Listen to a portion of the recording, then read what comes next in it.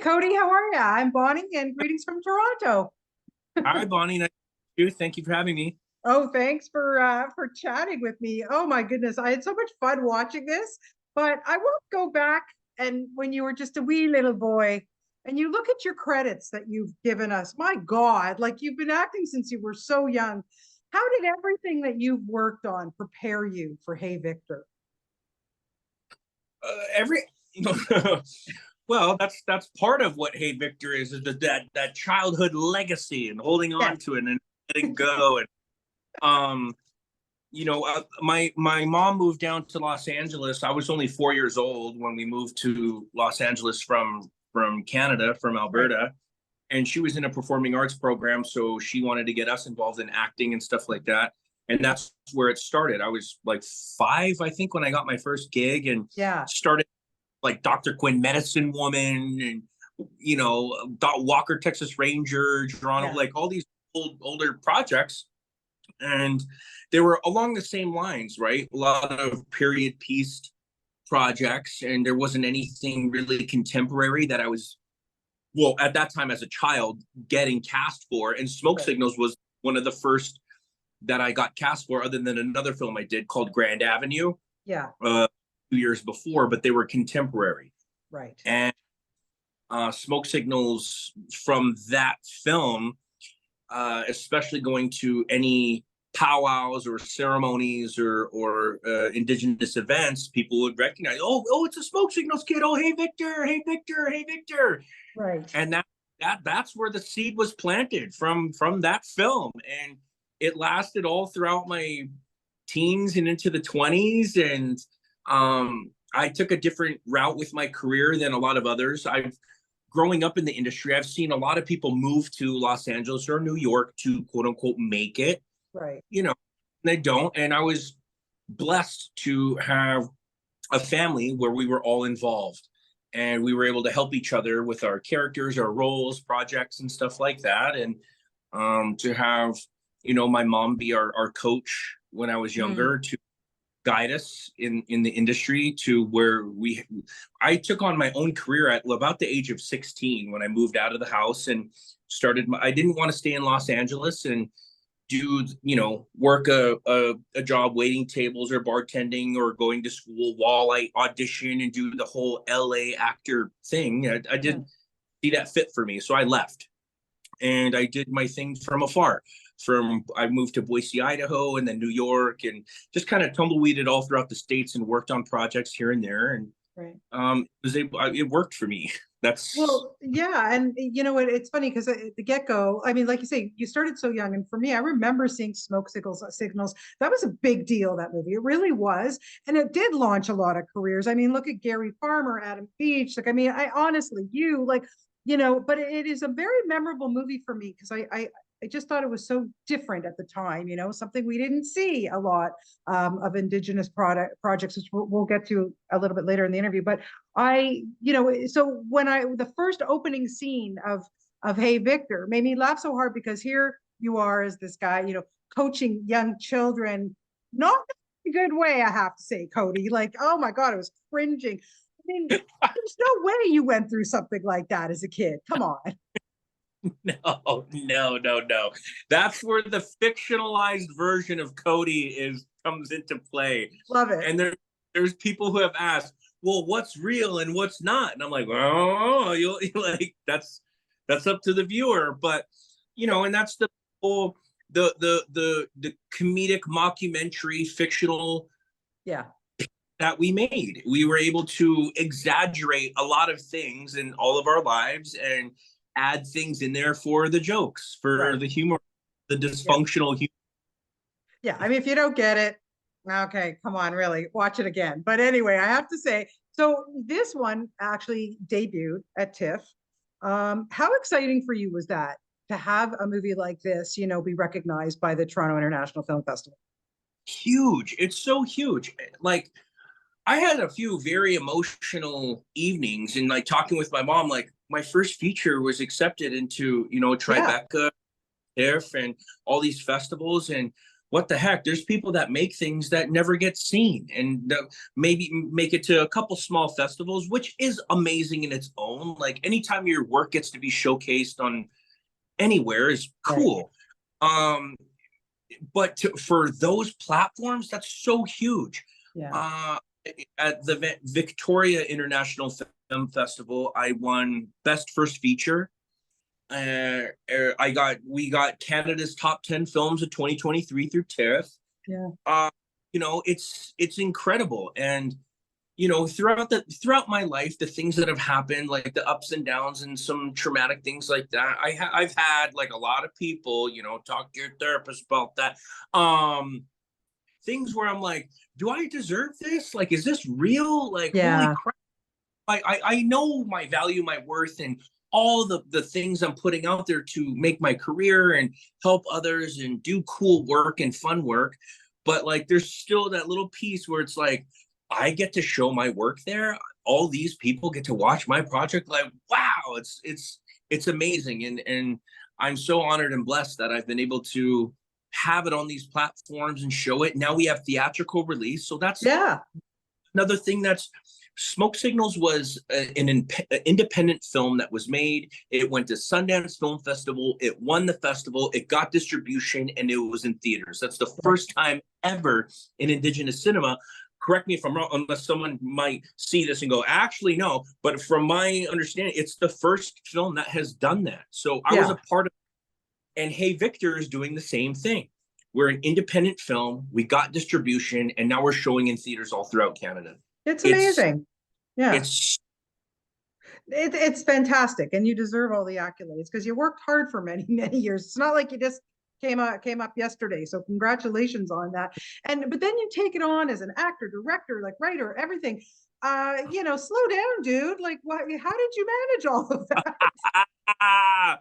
so with that, so in Hey Victor, you see that it's me. Yes. And we thought it would add to the humor of the project to have it be me. So written, directed, acted. And like I only had plans to write this and act in it because I thought it was funny. It came from me, and I have a co-writer, Sam Miller, who helped me structure everything. Like it's my story, my characters, everything, and my partner Sam was there to help me structure everything properly because I'd never written a script before. I'm a Yeah. storyteller. So I was telling stories and this is what I think of these characters. Say, okay, we can structure it like this. And he was there to help me with that. He's my partner. So I had visions of just writing it and acting in it. And I was like, okay, guys, so I have like 3 people I have in mind that I can ask direct. And then I was looking around and everyone's just staring at me. And I'm like, why are you guys staring at me like that? I have a director. They're like, what do you mean director in mind? I was like, yeah, someone I want to direct. And they're like, oh, you're directing this. I was like, what? And I was like, are you guys serious? They're like, it only fits. Yeah.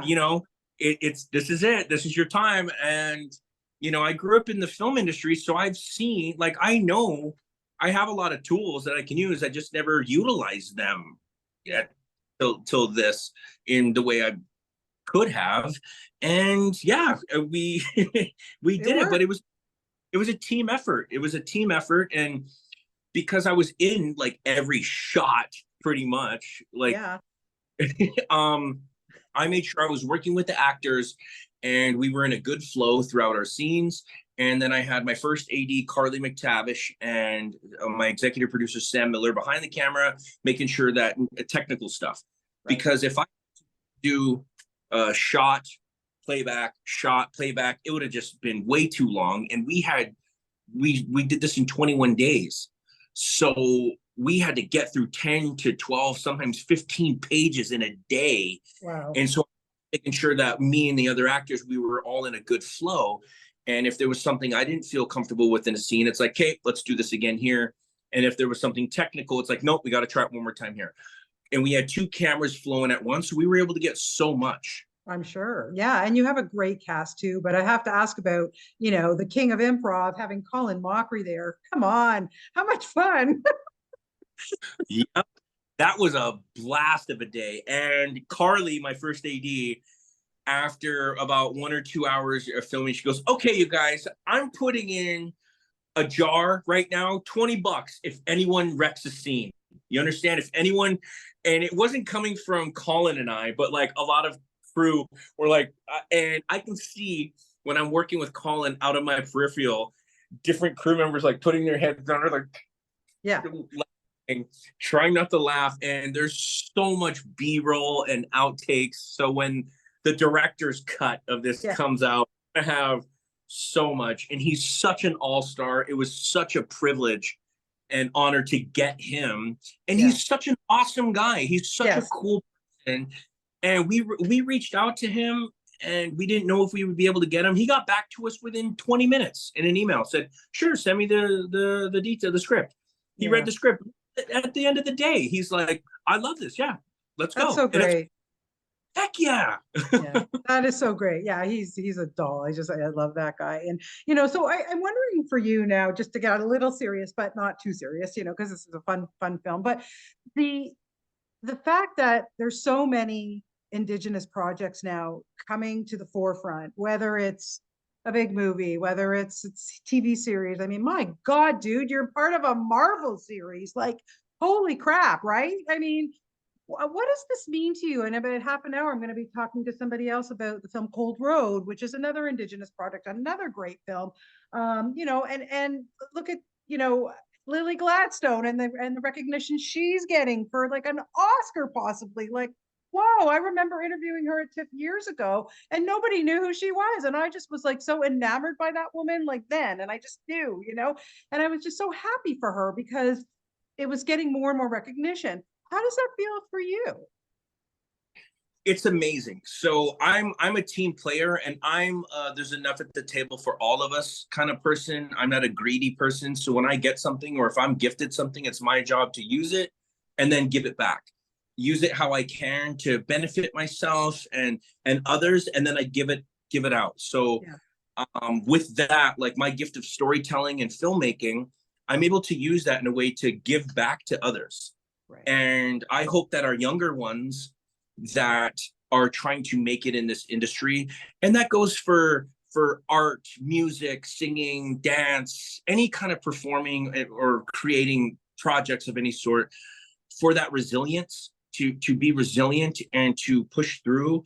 You get told no so many times and you start feeling like, you know, it's not for me, or I can't get this done or get it made. And there's a lot of beautiful projects that I've seen fold, or not even made, like not even the starting process of getting these projects made, because they get told no, or they're not able to get funding. And it's just these gems aren't able to be showcased, and it sucks. And so with these projects, especially in the last few years, and it's been a long time coming, and there's the quote unquote by us for us saying, like, this is by us for us. It's by us, it's for everyone, but exactly. I with Viktor, specifically with Hey Viktor, I was selfish with it in a way that is, I'm going to be selfish with this because it's so personal that anyone involved in it will have to see the overall, the goal, what we want to accomplish. And in that, it is for everyone.